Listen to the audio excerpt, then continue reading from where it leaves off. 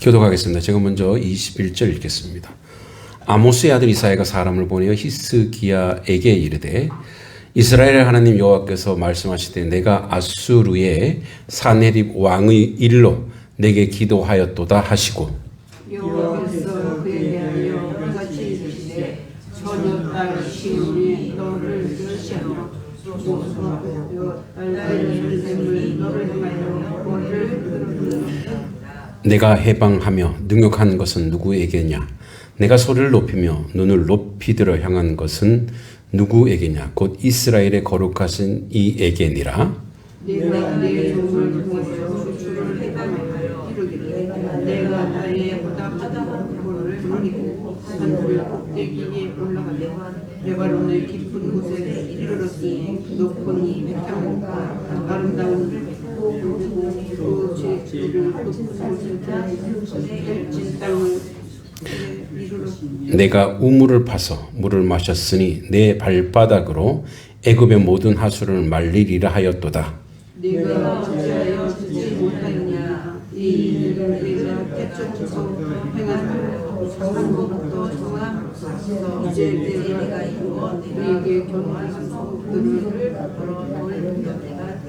함께 그러므로 그 주민들이 힘이 약하여 놀라며 수치를 당하여 들의 풀같이 푸른 나무같이 지붕 풀같이 자라지 못한 곡초같이 되었느니라. 아멘. 네, 오늘 21절부터는 이제 우리가 잘 알듯이 역사적으로 사네립이 아수르 이제 역사적으로는 이제 아시리아라 그러죠. 아수르가 이스라엘의 46개 성읍을 다 물리치고 이제 예루살렘만 남은 그 위기에서 이제 이 왕이 주님 앞에 나와서 히스기야가 주님 앞에 나와서 기도한 내용을 내가 다 듣고 있다. 내가 다 알고 있다라고 이제 이사야를 통해서 말씀하시는 거죠. 그 로맨 가리의 소설 새들은 페루에 가서 죽다를 읽어보면 가장 강한 새들만이 이 바다를 넘습니다. 근데 이 새들이 끝내 목적지에 도착하지 못하고 쓰러지는 장면이 나와요. 작가가 말하는 것은 강하다고 해서 살아남는 게 아니라는 거예요. 방향이 없으면 결국 쓰러진다는 거죠. 그러니까 새가 아무리 강해도 바람을 계속 맞아가면서는 목적지 또는 비행을 성공할 수 없다라는 거죠. 그래서 바람을 타고 가야 돼요. 바람을 타고 가야 그래야 목적지에 갈 수 있는 거죠. 그 세상은 힘과 또는 속도, 정복으로 그 위대함을 착각하는 거예요.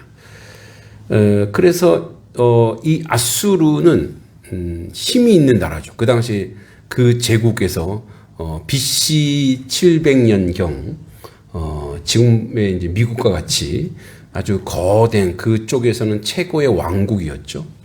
이 아수르라는 나라가 그러니까 아수르라는 나라가 힘 있는 새처럼 힘차게 날아가죠. 그래서 바람을 역주행하면서 날아갑니다. 그러나 끝까지 날아가서 승리할 수가 없어요. 즉 하나님을 맞서서는 살 수가 없는 거예요. 계속 이들은 교만하게 하나님께 맞서지는 겁니다. 그래서 우리는 항상 나의 삶이 아무리 연약한 나비 한 마리라 할지라도 나의 삶의 방향이 하나님과 연결되고 있는가. 그러니까 우리가 뭐 늘 얘기하죠. 속도가 아니라 방향이라고. 그러니까 나의 삶의 길과 방향이 하나님과 연결되어 있는가가 중요한 거예요. 바람의 방향을 타고 내가 가고 있는가가 중요한 거죠. 오늘 BC 701년경이죠. 히스기야 시대. 유다는 아수르 제국의 군사적 위협 아래 있어요.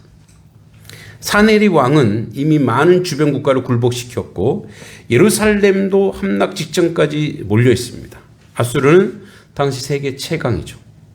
철기, 전차, 공성 뭔지 알죠? 이렇게 쇠를 탁 던져서 성을 무너뜨리는 거예요. 강하죠. 기술로 유명한 침략국입니다. 그리고 잔혹하게 포로자들을 살해하고 죽입니다. 그러니까 사람의 껍데기를 벗깁니다.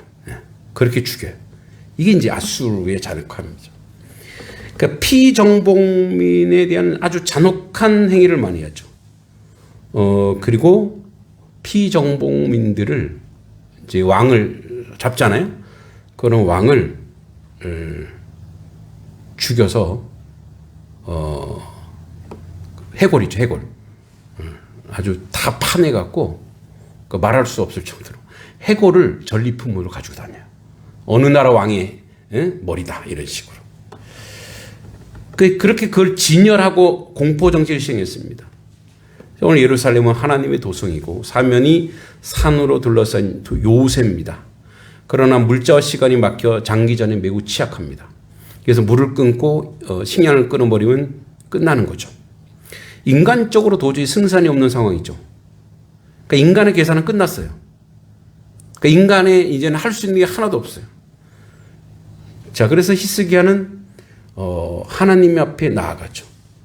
그때부터 하나님의 시간이 시작되는 거예요. 우리가 창세기 할 때 늘 그런 얘기 했습니다만, 창세기 할 때, 창세기에서 우리가 하루를 시작을 언제부터 한다 그랬죠? 그렇지. 우리 장로님 제일 앞에 계시더니만, 저녁부터. 저녁이 되고, 아침이 되니, 이런 식으로. 저녁.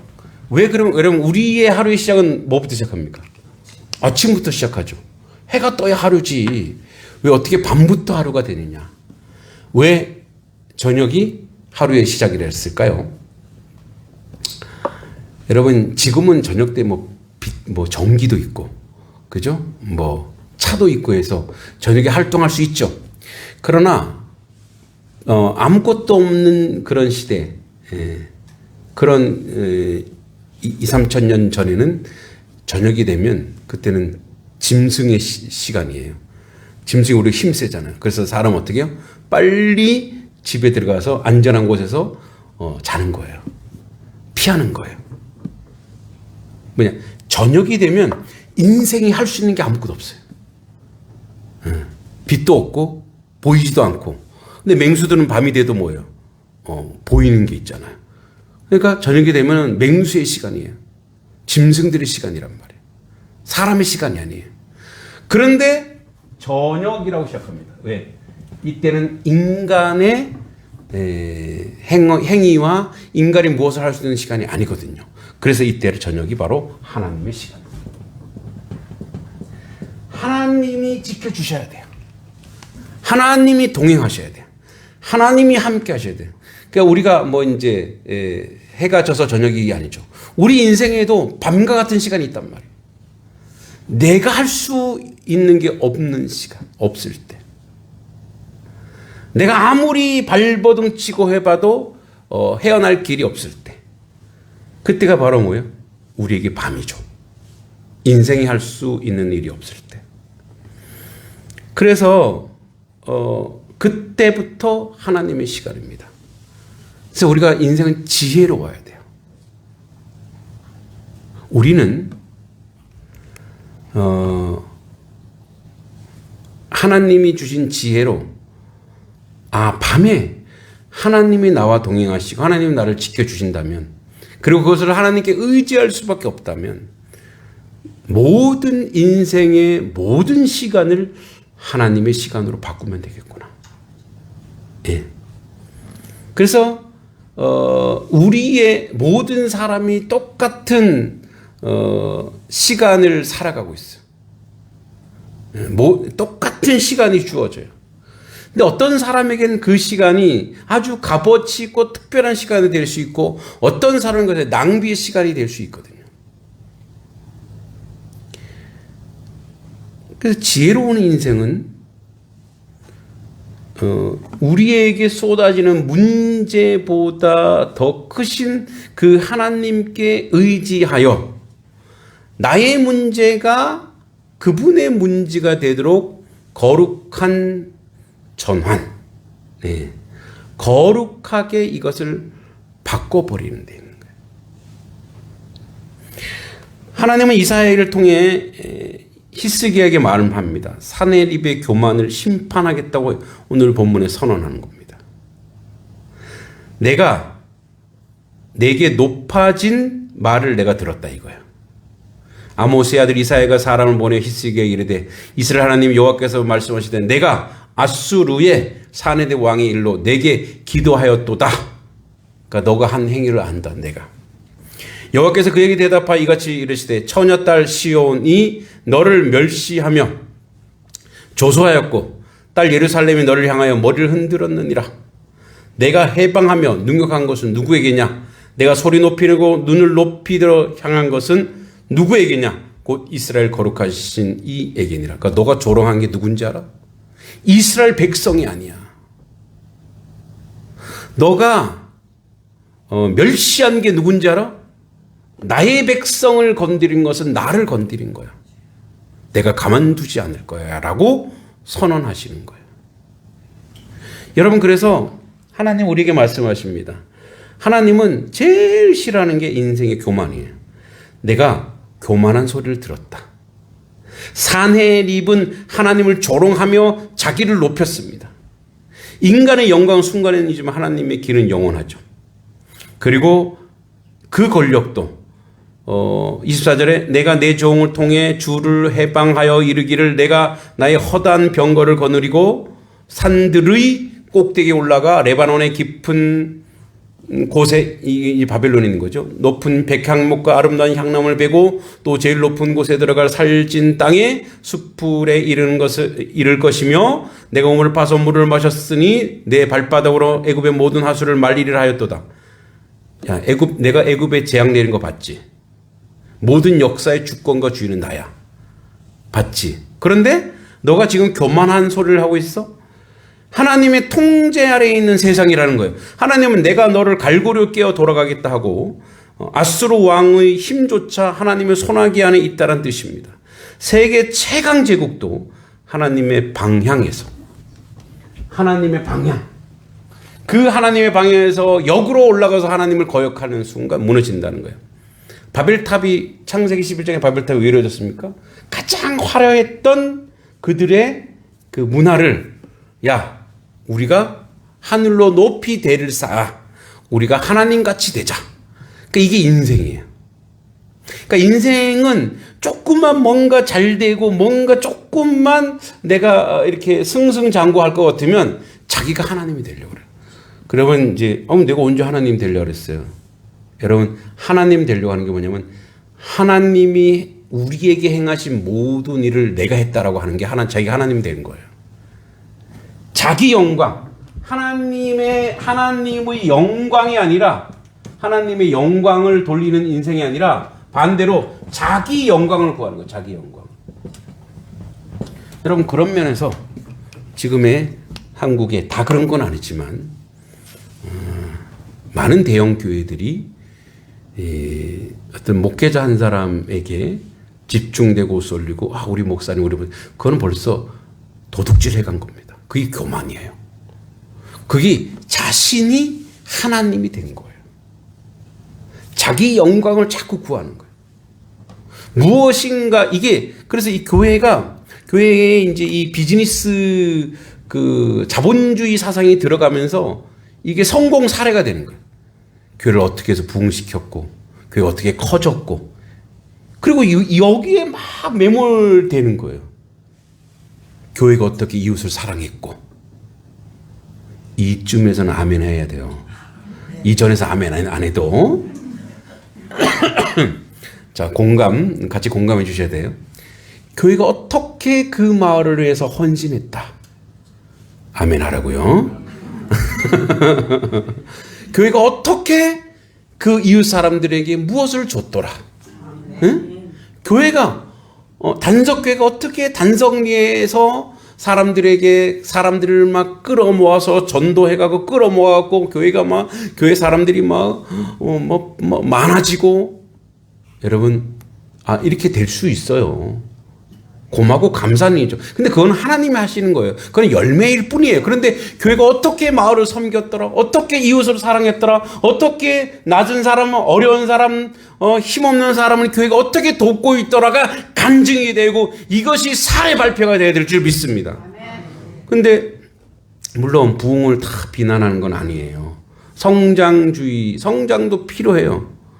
그러나 그것만 보면 안 된다는 거죠. 그래서 물론 그렇게 사람이 와서 그 사람이 예수 믿고 잘 성장해서 예수의 제자가 되고 이런 것도 정말 자랑할 만한 일이에요. 그러나 그보다 더 확실한 정체성이에요. 즉 우리도 모르게 하나님의 영광을 조금이라도 가로채가는 것은 자기 영광을 구하는 것이고 자기가 하나님이 되는 거라는 거예요. 내가 했다. 내가 이루었다. 내가 이만큼 했다. 목사님이 그렇게 하셔서 이것조차도 이미 하나님의 영광을 가로챈 일이라는 거예요. 그래서 아무것도 정말 돌아보면은 정말 하나님의 사람들은요, 돌아보면은 이렇게 고백한다고요. 내가 한 게 아무것도 없는데 이렇게 하나님이 부어주셔서 그냥 제가 덤으로 감사하고 덤으로 살아가는 거라고. 여러분의 삶의 모든 여정 70, 80, 90 여러분의 삶의 모든 여정과 삶의 여정 위에 여전히 하나님이 나와 개입하시고 나와 동행하셔서 하나님이 지금까지 함께 하셔서 이렇게 이루어 가셨다라는 거죠.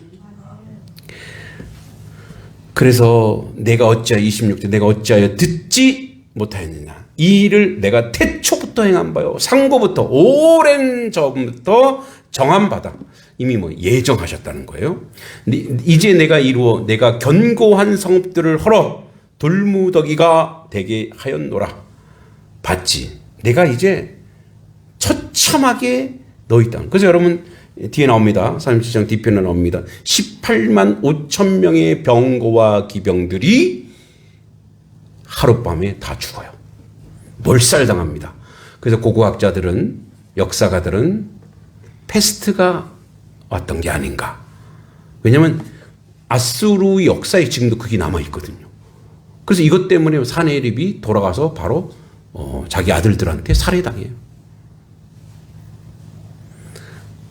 그러므로 그 주민들이 힘이 약하여 놀라며 수치를당하며 들의 풀같이 푸른 나무같이 지붕의 풀같이 자라지 못한 곡초같이 되었느니라. 그래서 그 화려에 든 땅이 하루아침에 뭐가 돼요? 하루아침에 폐허가 됩니다. 그 백성이 무너지는 거예요. 여러분 구원은 인간이 아닌 하나님으로부터 나옵니다. 교만은 어떤 나라든 어떤 공동체든 어떤 사람은 교만하기 시작하면 그것이 끝난 거예요. 하나님은 우리의 두려움보다 크시고 기도는 여러분 최후해야 하는 것이 아니고 기도는 첫 번째 방패입니다.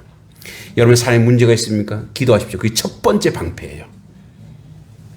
하나님은 오늘 말씀 제목이 그거죠. 우리가 어디 있는지 안돼요. 어디 있는지 안 돼요. 그러니까 어떤 상황이고 어떤 처지인지 하나님 다 알고 계신데 그럼 왜 하나님 보고 가만히 계세요? 아니요. 시간이 필요하고 때가 필요하다는 거예요. 그걸 통해서 내가 훈련받고 연단받아 하나님의 사람으로 세워지길 원한다는 거예요. 오전 예배했죠. 광야 사막으로 우리 가지만 그 광야 사막을 불기둥 구름기둥으로 하여 길을 만들어내시는 분. 어떤 상황에서도 하나님은 길을 만들어내시고 하나님은 은혜로운 그 자리로 우리를 이끌어갑니다. 기억하십시오. 하나님은 여러분이 어떤 상황이고 어떤 처지인지 다 알고 계십니다. 그리고 하나님이 응답하실 것이고 하나님이 들어주실 것이에요. 그래서 우리는 이렇게 살아야 됩니다.